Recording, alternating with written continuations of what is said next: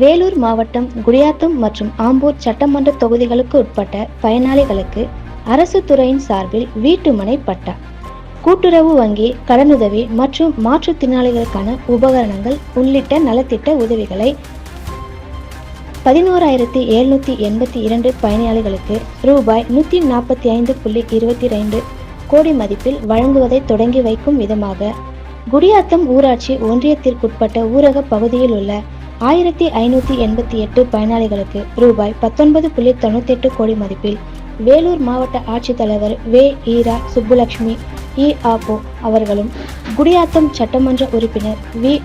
அமுலு விஜயன் அவர்களும், ஆம்பூர் சட்டமன்ற உறுப்பினர் அ.செ. விஸ்வநாதன் இவர்களும் இன்று குடியாத்தம் நெல்லூர்பேட்டை ஜே.எஸ். மஹாலில் நடைபெற்ற நிகழ்ச்சியில் நலத்திட்ட உதவிகளை வழங்கினார்கள்.